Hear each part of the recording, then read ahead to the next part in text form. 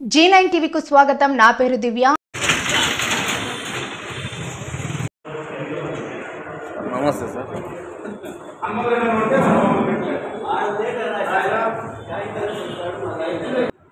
మీరే అధికారం ఉంది, మీరే ఎంక్వైరీ చేసుకోండి. ఎంక్వైరీ చేసినాక ఏమైనా ఆధారాలు ఉంటే మాట్లాడండి. ప్రతిసారి అవినీతి చేసినారు అనంత వెంకటరామరెడ్డి గారి పైన అవినీతి ఆరోపణలు చేస్తున్నారు. 4 సార్లు ఎంపీగా ఉన్నారాయన, ఒకసారి ఎమ్మెల్యేగా చేశారు. 40 సంవత్సరాలుగా వాళ్ళ కుటుంబం రాజకీయాల్లో ఉన్న కుటుంబం పైన మీరు ఇలా మాట్లాడితే ప్రజలు నమ్మేది దీంట్లోనే ఎవరు ఉంటారా? మీరు ఒకసారి ఆలోచించాలి అని మీ అందరికీ తెలుస్తున్నారు. అదేవిధంగా వెళ్తూ మాట్లాడుతున్నారు.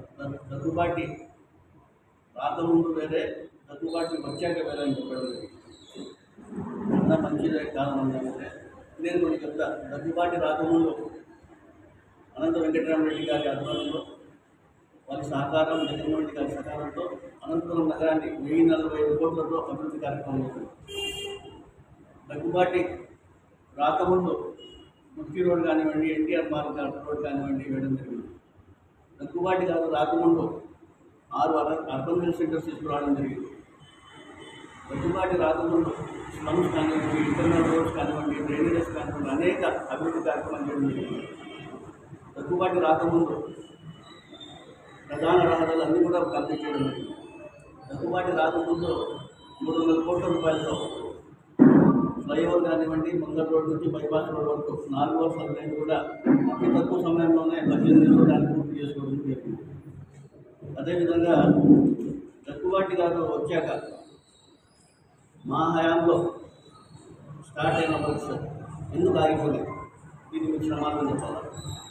దగ్గుబాటి గారు వచ్చాక అనంతపురం మున్సిపల్ కార్పొరేషన్ ఆధ్వర్యంలో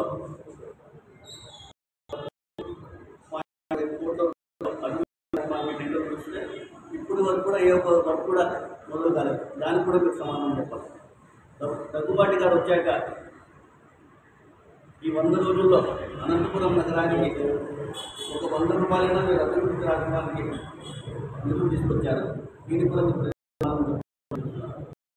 ఇది మంచి ప్రభుత్వం అనే కార్యక్రమాలు పాల్గొంటున్నారు. మీరు 100 రోజుల్లో ఏ మంచి కార్యక్రమాలు చేస్తున్నారో ప్రజలకు తీసుకోవాలని ఉద్దేశంతో ఈ కార్యక్రమం చేస్తున్నారు. మంచిదే, మేము దారుతాము. ఏ విధంగా అయితే మీరు టిట్కోకు సంబంధించి నిధులు కేటాయించి అక్కడ ప్రజలకు మేము వెంటనే గృహాలు కూడా వాళ్ళకి అందజేస్తాం, భద్రత అందజేస్తామని చెప్పడం జరిగింది. ఈ మండలంలో మీరు ఏం చేశారో ప్రజలకి ఈ 100 రోజుల కార్యక్రమంలోనే ఇది మంచి ప్రభుత్వ కార్యక్రమంలో వెళ్ళి దీనికి సమాధానం చెప్పాలని నేను తెలియజేస్తున్నాను. అవుటర్ రింగ్ రోడ్ గురించి చెప్పడం జరిగింది, డంప్యార్డ్ గురించి చెప్పడం జరిగింది, చేస్తామని అండర్ గ్రౌండ్ రైన్ గురించి చెప్పడం జరిగింది. అదేవిధంగా అక్కడే ఒక కార్యక్రమంలో మరి 23 కోట్ల రూపాయలతో అభివృద్ధి జరిగింది కూడా ఆలోచించారు. ఎవరో చెప్తే మీరు ఎట్లా మాట్లాడుతున్నారు నాకు అర్థం కావడం. చిన్న బేసిక్ నాలెడ్జ్ కూడా ఎక్కడ మాట్లాడుతున్నారు. ఈరోజు డంప్యార్డ్ దాదాపుగా 34 సంవత్సరాలు డంప్ మాట్లాడటం మంచిగా చెప్పడం జరిగింది. ఆధార్ నుండి చూపించండి, మీరు ఆలోచన ఎంక్వైరీ కూడా ఏంటని చెప్తున్నాను. మీరే కలెక్టర్ గారు కూడా ఇచ్చారు. మీరు ప్రభుత్వం అనేది ఎంక్వైరీ తీసుకొని మీరు చెప్పండి. ఇప్పటికి 40% వాళ్ళకి పేమెంట్ కూడా చేయడం జరిగింది. పూర్తి మీరు ఆధార్ లేకుండా అవినీతి చేసిన 23 కోట్లు అయిపోయినాయి. 23 కోట్ల రూపాయలు అవినీతి జరిగింది. 40% మేము ఇవ్వడం జరిగింది.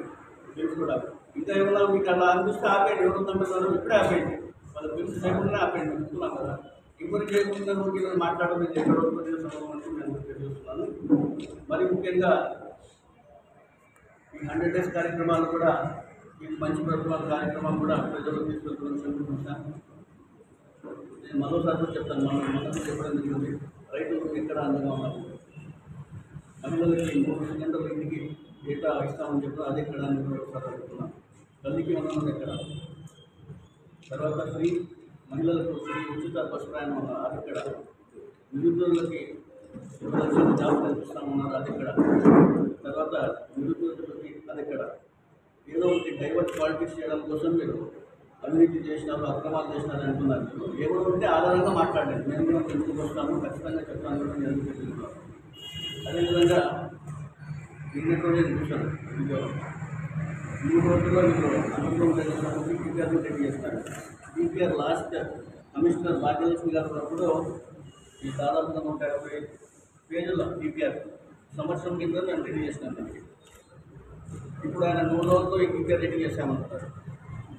దాదాపు 1 ఇయర్ ముందే భాగ్యలక్ష్మి గారు కమిషనర్ ఉన్నప్పుడు ఈ డిపిఆర్ నేను కేంద్ర మంత్రి దాన్ని రిప్రజెంటేటివ్తో రెడ్డి గారి ప్రభుత్వం ఆ రోజు కేంద్ర మంత్రిని కలిసి రిప్రజెంటేషన్ ఇస్తున్న వెంటనే డిపిఆర్ పంపించమని కూడా అక్కడ నుంచి లెటర్ కూడా రావడం జరిగింది. ఆ లెటర్ వచ్చిన తర్వాత ఈ డిపిఆర్ తయారు చేసి మాకు 3 months పట్టింది. అప్పట్లో ఇదంతా తయారు చేసి వాళ్ళకి పంపించడం జరిగింది. ఇదే డిపిఆర్ కూడా నాకు తెలిసి ఎమ్మెల్యే గారు కూడా ఇదే డిపిఆర్ తీసుకున్నారు లాస్ట్ టైం. కానీ ఇప్పుడు ఏమంటారు, 3 రోజుల్లో నేను డిపిఆర్ రెడీ చేస్తానంటారు. ఏదైనా మాట్లాడితే కొంచెం తెలుసుకొని మాట్లాడితే బాగుంటుందని మీ అందరూ తెలుస్తున్నాను. అదేవిధంగా మీ చిత్తశుద్ధి ఉంటే నిజంగా అండర్ గ్రౌండ్ ట్రైనింగ్ తీసుకురండి, కంప్యూటర్ కల్పించండి, నిరుద్యోగులకు ఇండస్ట్రీస్ తీసుకొచ్చి జాబ్స్ కల్పిస్తాను, దానికి మేము కల్పిస్తాం. అవుటర్ రింగ్ రోడ్ అన్నారు, దానికి మేము మా పాల్గొనడం సహకరిస్తుంది. ఇంకా అదేవిధంగా కంప్యాడ్ ఎప్పుడు అవినీతి అంటున్నాము, అది పక్కన పెట్టి ఫ్రెష్ వేస్ట్ మరి దాదాపుగా 1.5 years నుంచి దంపడతా. ఆ ఫ్రెష్ వేస్ట్కి ఎలా టెండర్స్ ఇస్తుందా దానికి సంబంధించి తొందరగా డౌట్ క్లియర్ చేస్తే అది కూడా బాగుంటుంది, అది క్లియర్ చేస్తున్నాను. మరి ఇంకో విషయం వచ్చేసి మన కంప్యాడ్ అదేవిధంగా తర్వాత స్పెషల్ ల్యాండ్స్ చెప్పడం 2 months కింద నేను మంత్రి గారితో మాట్లాడి ఆ శాంక్షన్ తీసుకురావడం దాని బట్టి కూడా మీరు మొదలుకుంటే బాగుంటుంది. అనవసరం లేనిపోని మాటలేని ఏవో చెప్తున్నారు, నేను చెప్పేటువంటి పద్ధతి కాదు. ఏమైనా ఉంటే రికార్డెడ్గా మాట్లాడితే బాగుంటుందని నేను తెలుస్తున్నాను. అవినీతి అక్రమాలు అనంతరం వెంకటరామరెడ్డి గారి పైన వేయడం ప్రజలను నమ్మాల. మీరు చెప్పేటప్పుడు అవతల వాళ్ళు ఎలా తీసుకుంటారో మీరు ఒకసారి నమ్మాల. 50 సంవత్సరాలు ఉంది వాళ్ళ రాజకీయం పోయేటోళ్ళు, వాళ్ళ పేరు అవినీతి అక్రమాలని చెప్పి బుర్రలో చెల్లడం మీరు ఎక్కడి వరకు నేను అందరూ తెలుస్తాను. ఎమ్మెల్యే ఈరోజు ఈ మీడియా సమావేశం పెట్టడానికి ముఖ్య ఉద్దేశం, వైఎస్ఆర్ కాంగ్రెస్ పార్టీ తర్వాత ఇప్పుడు వచ్చిన తెలుగుదేశం ప్రభుత్వం మంచి ప్రభుత్వం అని వాళ్ళకింత వాళ్ళే సర్టిఫై చేసుకొని ప్రజల వద్దకి ఇళ్ళ దగ్గరికి వెళ్తున్నారు. మీరు ఈ 100 రోజుల్లో ఏం చేశారో అనేది ప్రజలకు చెప్పండి. మేము ఎలక్షన్ల ముందు ఏం చెప్పాము, ఈరోజు మేము ఏం చేస్తున్నాము, ఏం చేసినాము అంటే చెప్పండి. అది వదిలేసి ఏదో పాత స్క్రిప్ట్ ఎవడో చెప్పిండేది రాసుకొచ్చి, వాస్తవానికి చెప్పాలంటే మన అనంతపురం అర్బన్ ఎమ్మెల్యే దగ్గుబాటి ప్రసాద్ గారు అనంతపురంలో ఓటర్ కూడా కాదు, ఆయనకు 50 డివిజన్ల గురించి కూడా నాలెడ్జ్ లేదు. ఆయన ఎవరో వచ్చిన స్క్రిప్ట్ బేస్ చేసుకొని మాట్లాడితే కంపేర్లో అవినీతి అంటారు. 23 కోట్లు డ్రా అయిందా, ఎంతవరకు జరిగింది, ఎంతవరకు రికార్డ్ అయింది, ఇంకా ఎంత బ్యాలెన్స్ ఉంది అనేది మీ అధికారం మీదే కదా, మీరు దాన్ని లోతుగా పరిగణించండి. ఏం జరిగింది మీకు తెలుస్తుంది. 23 కోట్ల ఫిగర్ ఎందుకు చెప్తారు మాటి మాటికి, ఎవరు తీసుకున్నారు, ఎంతవరకు జరిగిందో అంతవరకు ఇప్పుడు దాకా బిల్ అయింది. ఇంకా రిమైనింగ్ ఏముందనేది సైంటిఫిక్గా చూస్తారు, దానికి సంబంధించి ఫర్దర్ జరగచ్చు. ఒకవేళ మీరు రిమైనింగ్ అమౌంట్ మీరు తెలుగుదేశం ప్రభుత్వం వాళ్ళు ఏమైనా నొక్కేయాలనుకుని ఏమన్నా 23 కోట్లు చెప్తున్నారు అయితే మాకు అర్థం కాలేదు. అదేవిధంగా పనిముట్ల గురించి చెప్తున్నారు. పనిముట్లు 1,20,00,000 పనిముట్లు అనంతపురం నగరపాలక సంస్థలో కొనినది వాస్తవం. కార్మికులకి ఆ టయానికి బేస్ చేసుకొని, అవసరాన్ని బేస్ చేసుకొని అప్పుడే అధికారులు డిఈలు ఇచ్చిండేది వాస్తవం. ఎప్పుడో 2-3 సంవత్సరాల ముందు కొన్న 1,20,00,000 పనిముట్లు ఈ రోజు కూడా ఎట్లుంటాయి. మీ ఇంట్లో ఒక చీపురు 1 నెల ఉండదు. రోజు నిత్యం పనిచేసే వస్తువులు ఎట్లుంటాయి. ఏదన్నా మాట్లాడితే మినిమం సెన్స్ ఉండాలి. నేను ఈవెన్ మా అనంతపురం నగరపాలక సంస్థకు సంబంధించిన యూనియన్ లీడర్లు కూడా చెప్పాను, ఒక్క ఎవిడెన్స్ తీసుకురా, నేను మీకోసం ధర్నా చేస్తాను. 1,20,00,000 పనిముట్లు కొనకుండా పేపర్లలో బిల్లులు పెట్టుకున్నారంటున్నారు కదా, ఒక్క ఎవిడెన్స్ తీసుకురండి, నేను మీకోసం పోరాడతా. నేను ఇదే మున్సిపల్ ఆఫీస్లో ధర్నా కూర్చుంటానని చెప్తున్నాను. అంటే మేము ఏమి అవినీతి చేయలేని ధైర్యం మా దగ్గర ఉంది కాబట్టి మేము మాట్లాడుతున్నాం, మేము చెప్తున్నాం. ఈవెన్ కౌన్సిల్లో జూలైలో జరిగిన కౌన్సిల్ సమావేశంలో కూడా ఈవెన్ మేయర్ గారు ఆయన ఉండే చైర్ల నుంచి ఆయన చెప్పినారు కూడా, ఎమ్మెల్యే గారికి ఎంపీ గారికి కూడా, ఏ రకంగా కూడా మేము కోఆపరేట్ చేస్తాం, అవినీతి జరిగిందంటే నిరూపించండి. మీరే కలెక్టర్ ఆఫీస్ పోయారు, నివేదిక ఇచ్చినారు, కమిటీ చేసినారు, కొనసాగం ఎందుకు లేదు మీరు చెప్పండి సార్. ఎమ్మెల్యే గారు మీ దగ్గర లేదు చిత్తశుద్ధి, మేము రెడీ. ఏ ఎంక్వైరీకైనా మేము రెడీ. ఈ పాలకవర్గం ఈ అనంతపురం నగరంలో పనిచేసిన విధంగా గతంలో ఏ పాలక వర్గం కూడా లేదు. This challenge. అలాగే అనంత వెంకటరామరెడ్డి గారు ఎమ్మెల్యేగా ఉన్నప్పుడు 1000 కోట్ల అభివృద్ధి అనంతపురం అర్బన్లో జరిగింది. వాస్తవమా కాదా? లేకపోతే మీకు తెలియకపోతే మీరు రండి, అనంతపురం మొత్తం మీకు తిప్పి చూపిస్తాం, ఎక్కడ ఎంత ఖర్చు పెట్టాం, ఎక్కడ ఎంత చేశామని. దీన్నంతా వదిలేసి మీరు అనవసరంగా మేయర్ గారి పైన, మాజీ ఎమ్మెల్యే అనంత వెంకటరామరెడ్డి గారి పైన నిందలేసుకొని ఏదో మీ మార్పు చూపించుకోవాలని తాపత్రయం తప్ప ఏది లేదు మీరు ఇక్కడ. అదేవిధంగా చెప్తున్నాను, అనంతపురం నగరం అభివృద్ధి చెందాలంటే ఎమ్మెల్యే, ఎంపీ, మేయర్ సహకారంతోనే జరుగుతుందని మాత్రం మర్చిపోద్దండి. ఆ విషయాన్ని మాత్రం మీరు ఖచ్చితంగా గుర్తుపెట్టుకోండి. అలాగే మీ 100 రోజుల పాలనలో ఏం చేశారని సంబరం చేసుకుంటున్నారు మీరు. అమ్మఒడి ఎక్కడా అని చెప్పి తల్లులు అడుగుతున్నారు, విద్యా దీవెన, వసతి దీవెన ఎక్కడని కాలేజీ పిల్లలు అడుగుతున్నారు. దాని గురించి మాట్లాడండి సార్, దాని గురించి వదిలేసి అనవసరమైనవన్నీ మాట్లాడుతున్నారు. అదేవిధంగా జగన్మోహన్ రెడ్డి గారి ప్రభుత్వంలో జగన్ గారు ఇచ్చిన పేదలకు ఇచ్చిన ఇల్లు ఈ రోజు మీ తెలుగుదేశం హయాంలో అన్ని కబ్జాలు చేస్తున్నారు. దాని గురించి మాట్లాడండి. అనంతపురం నియోజకవర్గానికి మన ప్రజలు జగన్ సంబంధించి పండుగ ఈ రోజు దాని స్థితి ఏముంది మీకు తెలియదా? మీ చర్యలు ఎక్కడ? మీరు ఎమ్మెల్యే కదా, అధికారం మీరే కదా, చర్యలు ఎక్కడ చెప్పండి. అవన్నీ వదిలేసి అనవసరంగా ఏంటంటే అది మాట్లాడద్దండి. అదేవిధంగా ఇంకోటి చెప్తున్నాను, నేను ఎలక్షన్ కోడ్ కంటే ముందు అనంతపురం నగరపాలక సంస్థలో వాసి మేయర్ గారు అనంత వెంకటరామరెడ్డి గారి సహకారంతో చాలా వర్కులు ప్రాసెస్లో ఉన్నాయి. ఎలక్షన్ కోడ్ వచ్చి ప్రాసెస్ ఆగిపోయింది. మీరు వచ్చి 100 రోజులు అయిపోయింది కదా సమరం. ఆ 100 రోజుల్లో ఆ పనులను ఎందుకు మొదలుపెట్టలేదు? అదేవిధంగా మీరు వైఎస్ జగన్మోహన్ రెడ్డి గారి స్పెషల్గా 20 కోట్ల అనంతపురం నగరపాలక సంస్థకు సంబంధించి అనంతపురం అర్బాన్కి గతంలో అనంత వెంకటరామరెడ్డి గారు తెచ్చారు. దాంట్లో దాదాపు 7-8 కోట్ల రూపాయలు పనులు జరిగాయి.